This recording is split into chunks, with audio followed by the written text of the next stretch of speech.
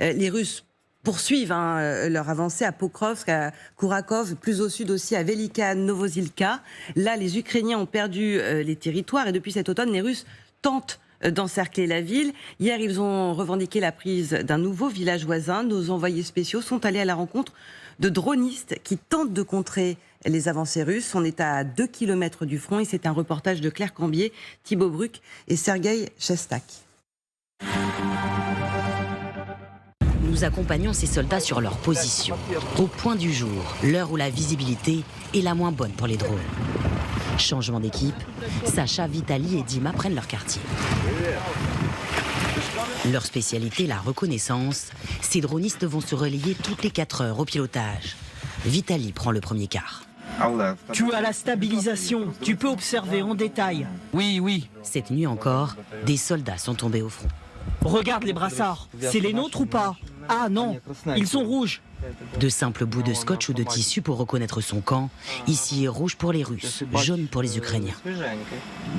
Sur les écrans, des villages entièrement détruits et des tranchées fortifiées où se réfugient des soldats russes. Avant, elles étaient à nous. Ces tranchées, pour eux, c'est comme un dortoir. Des tranchées perdues il y a un mois. C'est une tragédie, mais ça ne veut pas dire qu'on doit s'arrêter. Parce qu'ils vont encore avancer. Les Russes se rapprochent de Velika Novozilka, mais pas d'attaque frontale, ils ont appris de leurs erreurs. À Barmout, nos gars ont transformé le béton et le ciment en vraie forteresse. Là-bas, les Russes ont subi de grosses pertes. Maintenant, ils ont appris à encercler nos villes en coupant les voies logistiques. Les Ukrainiens manquent toujours d'hommes et de munitions. Alors même quand un ennemi est repéré... L'artillerie est occupée, tout le monde est occupé. Et à quoi bon tirer sur un seul ? Dima repère une cible plus intéressante, un générateur. Essentiel pour la survie d'une position. De quoi se chauffer, avoir de la lumière, se connecter à Internet via un Starlink. Des cadeaux pour les Russes.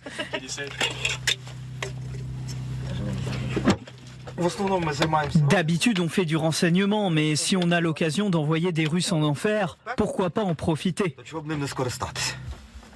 Faute d'artillerie, ces grenades artisanales, bricolées avec des bouts de plastique et de petits explosifs. Essaye de descendre plus bas. Dima n'a que 2 essais. Merde! Non, je crois qu'on l'a touché. Les batteries de drones tiennent une vingtaine de minutes. Les vols s'enchaînent. La ligne de front est à 2 km et ces soldats vont rester sur position 3 jours, 72 heures, pendant lesquelles ils vont rester terrés dans leur abri. Il ne faut pas se faire repérer car les Russes, eux aussi, survolent la zone avec leurs drones. Ici, ils travaillent, mangent, dorment et s'occupent tant bien que mal. Et pour eux, peu importe le changement de présidence aux États-Unis, ce n'est pas prêt de s'arrêter. Je ne pense pas que la guerre finisse si rapidement. J'espère pas, parce que si ça finit cette année, ce sera une capitulation. Avec le risque de ne jamais récupérer les territoires occupés.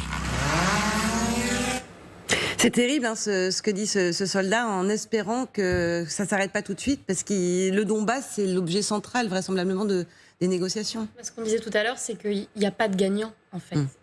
Et donc la question, c'est qui va perdre un peu moins que l'autre. Et c'est ce qui se joue dans ces semaines qui vont être décisives et qui sont décisives en fait sur quelques kilomètres carrés, ce qui nous paraît totalement insignifiant. Mais pour les Ukrainiens, c'est leur pays, c'est leur territoire, donc chaque mètre carré est important. Il n'y a pas de gagnant sur le terrain aujourd'hui, mais il y a un agresseur et un agressé. Et l'agressé voudrait, comme le dit ce soldat, récupérer son territoire qui lui appartient, qui lui est garanti en théorie par les frontières internationales. Alors le soldat qui est sur le front, il ne veut pas savoir à quelle heure finit la guerre. Et s'il connaît l'heure... Oui, il perd complètement sa concentration, sa détermination.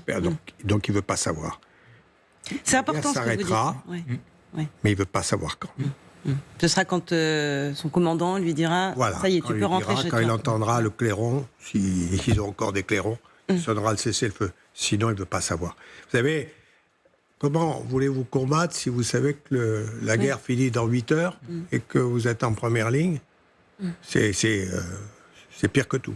Sébastien Abyss, on sent qu'eux, ils sont vraiment sur le terrain, très très loin de ces éventuels négociations, très très loin de ce qu'il disait, de l'arrivée de Donald Trump. Complètement, et pour prolonger ce qui vient d'être dit, et c'est très important de le rappeler, c'est qu'évidemment un conflit qui n'est pas réglé crée des ressentiments humains sur le long terme. L'histoire nous l'enseigne parfaitement. Et donc, évidemment, si sur l'Ukraine, on a un gel provisoire, une paix armée de quelques mois, quelques années, ça se réveillera comme un volcan très mal éteint.